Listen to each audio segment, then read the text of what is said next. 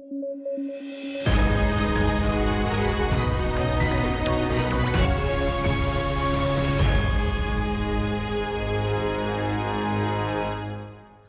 News at 9 programme में आपका स्वागत है। मैं हूं अमृत उपाध्याय। आइए जल्दी से देखें आज के हेडलाइंस। युगांडा में हो रही है नाम की बैठक, विदेश मंत्री एस जयशंकर होंगे शामिल, फाउंडिंग मेंबर्स में शामिल है भारत। डॉक्टर अंबेडकर की सबसे ऊंची प्रतिमा भारत में, स्टैच्यू ऑफ सोशल जस्टिस दिया गया नाम। स्वतंत्र भारत के पहले कानून मंत्री थे डॉक्टर अंबेडकर। और कोचिंग सेंटर्स के लिए गाइडलाइंस लाई सरकार, 16 साल से कम उम्र के बच्चों को नहीं दे सकेंगे दाखिला, उल्लंघन पर रजिस्ट्रेशन होगा रद्द।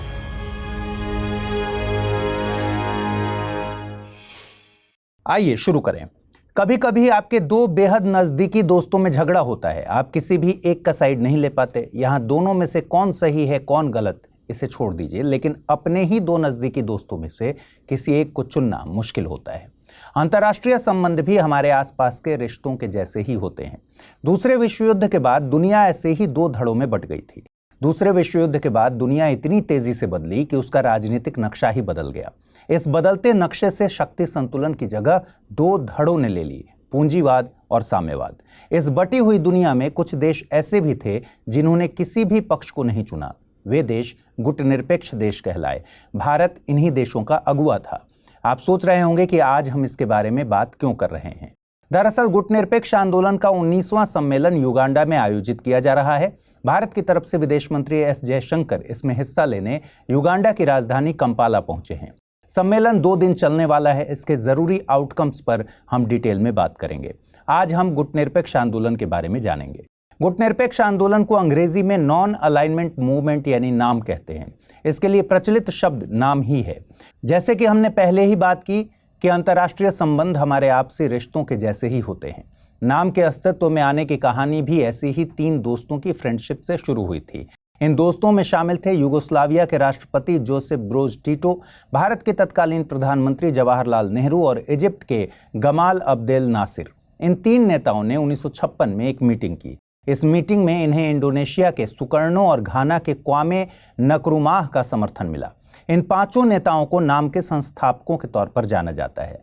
नाम का पहला सम्मेलन साल 1961 में बेलग्रेड में आयोजित हुआ। इसके पहले सम्मेलन में 25 मेंबर स्टेट्स ने हिस्सा लिया। वक्त के साथ इसके सदस्यों की संख्या में इजाफा हुआ है। जब पहली बार नाम का सम्मेलन हुआ तो कुछ कंडीशंस डिसाइड की गई थी कि कौन से देश इसमें शामिल हो सकते हैं। जैसे हम अपनी पार्टी के लिए कोई थीम डिसाइड करते हैं कि इस कलर के कपड़े पहनने हैं या पार्टी प्रॉप्स में क्या लेकर आना है। नाम में शामिल होने के लिए कुल 5 आधार निर्धारित किए गए। क्या थे वे 5 आधार? ऐसे देश जो किसी सैनिक गुट के सदस्य ना हों, ऐसे देश जिनकी भूमि पर किसी देश के सैनिक अड्डे ना हों, ऐसे देश जिन्होंने किसी महाशक्ति के साथ संधि ना की हो, ऐसे देश जो उस समय चल रहे स्वतंत्रता आंदोलनों का समर्थन करते हों, और ऐसे देश जो स्वतंत्र विदेश नीति का पालन करते हों। अब बात करते हैं नाम की आइडियोलॉजी की। अंतर्राष्ट्रीय जानकार कहते हैं कि नाम क्या है ये बताना कॉम्प्लेक्स है, लेकिन नाम क्या नहीं है ये बहुत क्लियर है। नाम आइसोलेशन और न्यूट्रलिटी यानी तटस्थता नहीं है। आइसोलेशन से मतलब होता है दुनिया के मामलातों से खुद को बिल्कुल अलग थलग करके रखना।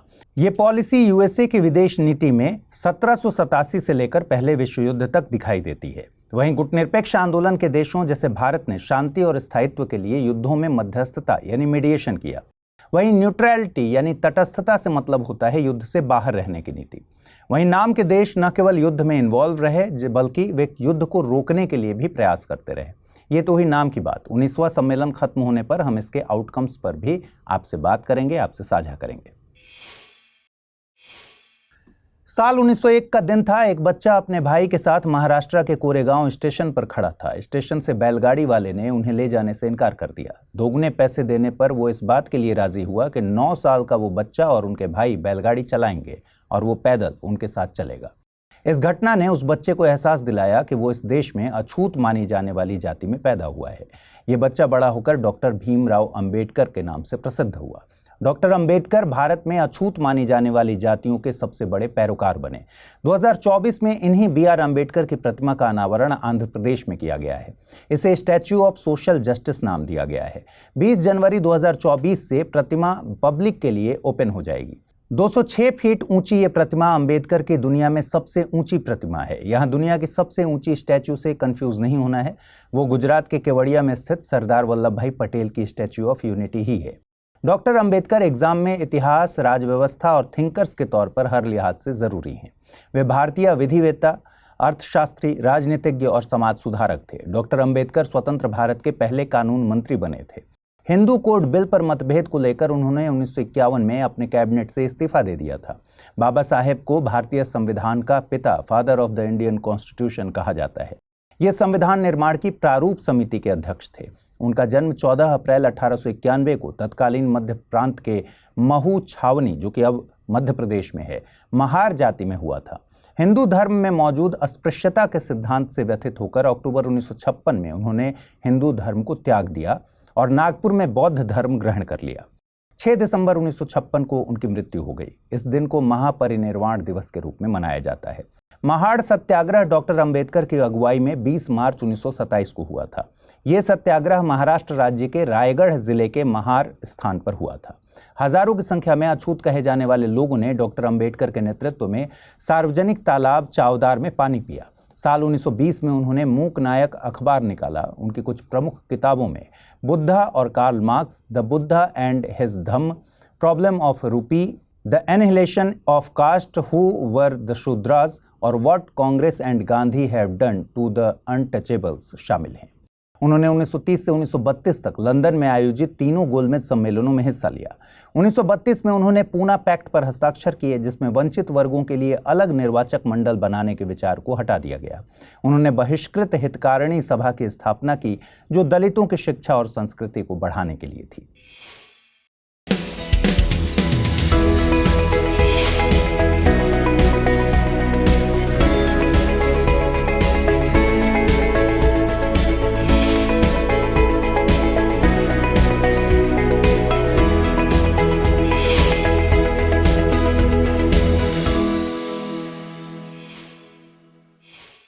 चलिए अगली खबर देखते हैं। आपको अपने स्कूल के वो दिन याद हैं जब स्कूल जाने के बाद ट्यूशन भी जाना होता था। अच्छे मार्क्स लाने के लिए ट्यूशन ज़रूरी है, ये बात हमारे दिमाग में फिट कैसे हुई, जबकि ट्यूशन पढ़ाने वाले शिक्षक किसी स्कूल में पढ़ा ही रहे होते हैं।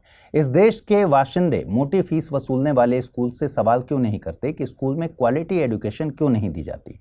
आज के दौर में हम बच्चों को स्कूल बाद में भेजते हैं, पहले उनके लिए ट्यूटर या किसी कोचिंग में ट्यूशन ज़रूर शुरू करा देते हैं। फिर हम कोटा जैसे शहर से आत्महत्याओं की खबरें भी सुनते हैं। एनसीआरबी के आंकड़े आत्महत्या से मरने वालों में स्टूडेंट्स की बड़ी संख्या दिखाते हैं। आखिर कौन जिम्मेदार है इन सब का? इस देश की सरकारें जो आज़ादी के 75 सालों से ज़्यादा बीत जाने के बावजूद स्कूली शिक्षा में सुधार नहीं कर सकीं, या माता पिता जो बच्चों से दुनिया की रेस में सबसे आगे हो जाने की उम्मीद लगाए बैठे हैं, या इस देश के बाशिंदे जो अपने नुमाइंदों से शिक्षा व्यवस्था पर सवाल नहीं करते, या वो बच्चे जो इस व्यवस्था की खामियों को देखकर ऊंचे पदों पर पहुंचते हैं लेकिन सुधार का कोई कदम नहीं उठाते, जिससे उनकी आने वाली पीढ़ियां इन समस्याओं से दो चार ना हों। हाल ही में देश के शिक्षा मंत्रालय ने इस दिशा में एक जरूरी कदम उठाया है। शिक्षा मंत्रालय ने कोचिंग सेंटर्स के लिए गाइडलाइंस जारी की हैं। इसके मुताबिक कोचिंग सेंटर्स 10वीं पास कर चुके और कम से कम 16 साल की उम्र पूरी कर चुके विद्यार्थियों को ही कोचिंग सेंटर में दाखिला दे सकते हैं।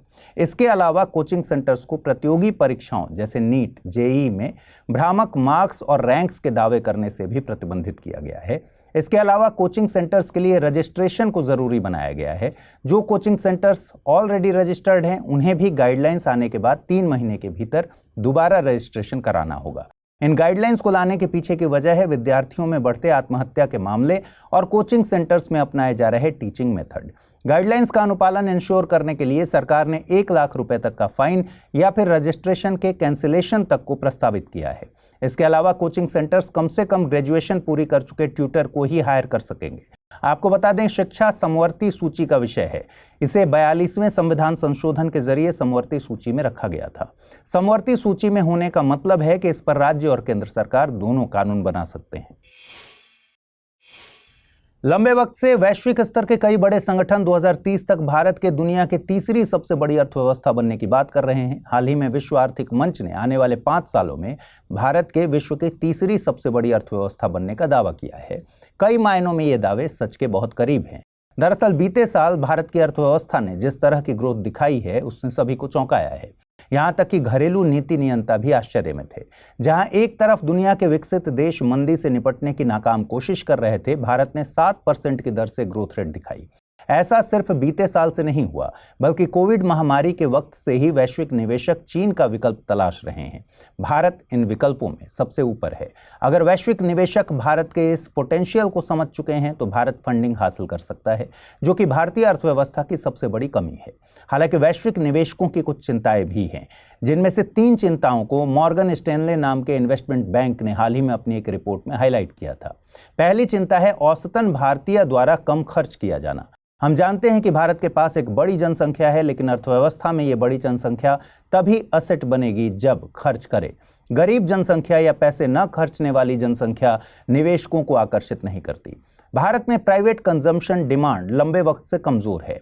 कोविड के बाद से देखा गया है कि या तो लोगों की सेविंग खत्म हो गई या फिर उन्होंने अपने खर्चों में कमी कर दी। दूसरी चिंता है निजी क्षेत्र की कंपनीज का उत्पादक क्षमताओं में निवेश। जब कोई कंपनी अर्थव्यवस्था की उत्पादक क्षमता को बढ़ाने के लिए खर्च करती है तो उसे इन्वेस्टमेंट डिमांड कहा जाता है। भारत की जीडीपी में ये 30% की हिस्सेदारी रखती है। भारत की अर्थव्यवस्था को लेकर निवेशकों को यही डाउट है। दरअसल कोई कंपनी किसी प्रोडक्ट या सर्विस को लॉन्च ही तब करेगी जब कंज्यूमर डिमांड होगा। भारत में इस मामले में कंज्यूमर डिमांड वीक है। तीसरी चिंता है आरबीआई के द्वारा ब्याज दरों को कम न किया जाना। लंबे वक्त से आरबीआई ब्याज दरों में कटौती नहीं कर रही। अब जब ब्याज दर कम होती है तो बिजनेस के लिए लोन लेना आसान होता है, सस्ता लोन मिलता है। ऐसे में high interest rate negative role play करते हैं। आपको बता दें कि भारत दुनिया की 5वीं सबसे बड़ी अर्थव्यवस्था है। क्रय शक्ति समता में भारत दुनिया की 3री सबसे बड़ी अर्थव्यवस्था के तौर पर काबिज है। आइए अब जल्दी से देखें आज के रैपिड न्यूज में क्या है खास। रेनाई रीफ पिछले कुछ समय से चर्चा में था। इस चर्चा की मुख्य वजह दक्षिण चीन सागर में चीन और फिलीपींस के बीच तनाव था, जिसकी शुरुआत फिलीपींस जहाजों के रेनाई रीफ के निकटवर्ती जल में घुसपैठ से हुई थी। फिलहाल दोनों पक्ष समुद्र में अपने मतभेदों को प्रबंधित करने और मैत्रीपूर्ण बातचीत करने पर सहमत हुए हैं, विशेषकर रेनाई रीफ क्षेत्र पर। दरअसल रेनाई रीफ क्षेत्र को चीन नानशा द्वीप समूह का हिस्सा मानता है। आपको बता दें कि फिलीपींस इसे आयंगिन शोल कहता है और अमेरिका सेकंड थॉमस शोल कहता है। तमिलनाडु सरकार आलमपाडी, मेलवलाई और सेठावराई की पूरी पहाड़ियों को संरक्षित स्मारक घोषित करने की योजना बना रही है। ये सभी स्थल तमिलनाडु के विल्लुपुरम जिले में स्थित हैं। यहाँ कई रॉक पेंटिंग्स 3000 ईसा पूर्व के हैं और अधिकांश नक्काशी लाल गेरू में है।